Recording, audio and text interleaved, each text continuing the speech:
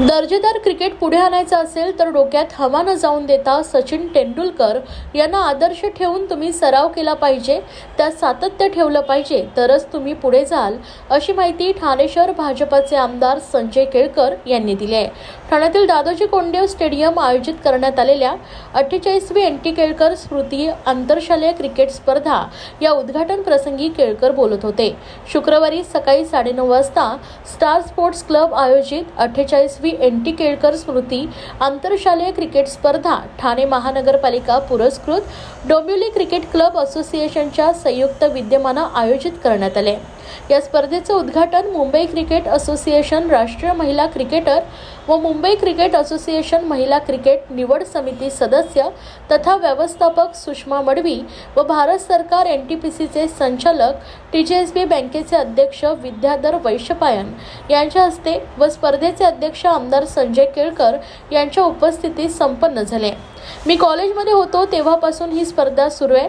त्यावेळेला शालिग्राम टुर्नामेंट म्हणून सुरू होती, मात्र कालांतराने ती बंद पडली। म्हणून रणजी प्लेयर क्रिकेटमधील इतर दिग्गजांना वाटले की ही स्पर्धा सुरू राहिली पाहिजे, येथील खेळाडूंना वाव मिळावा या उद्देशाने मुंबई क्रिकेट असोसिएशनच्या केलेल्या चर्चेनंतर ही टुर्नामेंट आम्ही पुन्हा सुरू केले।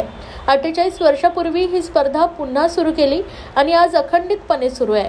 या टुर्नामेंटचं वैशिष्ट्य असं आहे की आतापर्यंत 750हून अधिक खेळाडू हे राज्यासह इतर राज्यांसाठी तयार झालेत। राष्ट्रीय आंतरराष्ट्रीय पातळीवर जाण्यास देखील ही स्पर्धा महत्त्वाची ठरते, असं केळकर यांनी म्हटलंय। यात महापालिकेचे देखील सहकार्य लाभतं। ठाणे जिल्ह्यातही क्रिकेट पुढे गेलं पाहिजे, खेळाडूंना प्रोत्साहन मिळावं, हाच प्रमुख उद्देश ही स्पर्धा सुरू करण्यामागचा असल्याचं त्यांनी म्हटलंय। तर या माध्यमातून जिल्ह्यातील अनेक खेळाडू पुढे गेलेत। नवीन खेळाडूंना आवाहन करणं की क्रिकेटवर टिकता आलं पाहिजे, दर्जेदार क्रिकेट पुढे आणायचं असेल तर डोक्यात हवा न जाऊन देता सचिन तेंडुलकर यांना आदर्श ठेवून तुम्ही सराव केला पाहिजे, तरच तुम्ही पुढे जाल, असंही केळकर यांनी म्हटलंय। मी कॉलेजमध्ये होतो तेव्हा ही स्पर्धा आम्ही सुरू केली। त्यावेळेला पण शालिग्राम टुर्नामेंट म्हणून चालायची, ती काही कारणानंतर बंद पडली आणि म्हणून मग तुकाराम सुर्वे, पिलू रिपोर्टर हे सगळे सिनियर क्रिकेटर आहेत, रणजी प्लेयर आहेत। पिलू रिपोर्टर तर इंटरनॅशनल अंपायर आहेत, आता हे हयात नाही आहेत।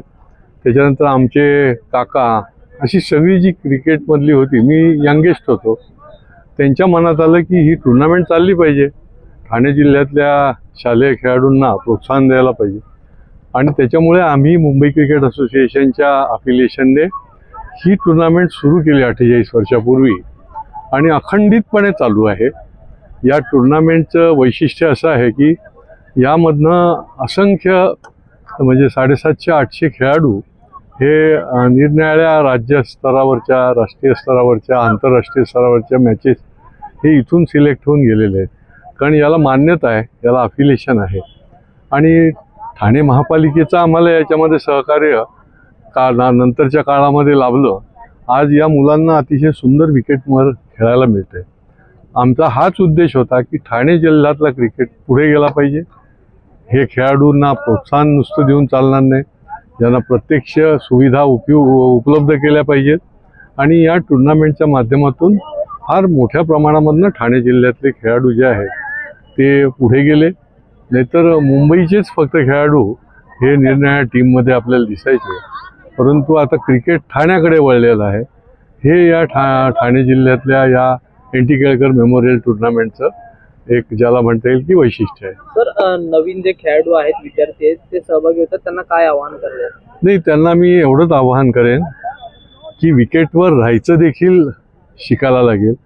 आता फास्ट लाईफमुळे, सगळ्या इंटरनेटच्या युगामुळे आणि 2020च्या सगळ्या टुर्नामेंटमुळे पेशन्स आहे, संयम आहे, विकेटवर राहणं हा खरा पेशन्स आहे, ते राहणं देखील त्यांनी शिकायला पाहिजे आणि दर्जेदार क्रिकेट जो आहे तो जर तुम्हाला पुढे आणायचा असेल तर डोक्यात हवा जाऊ न देता सचिन तेंडुलकर सारख्याला डोळ्यासमोर ठेवून तुम्ही प्रॅक्टिस मेक्स मॅन परफेक्ट या पद्धतीने सातत्य टिकवलं तर तुम्हाला निश्चितपणे यश मिळतं आणि शिस्तबद्ध पद्धतीने आपण जर स्पर्धा ठेवली आणि स्वतःही सातत्य आणि सराव ठेवला तर निश्चितपणे आपण पुढे जाल.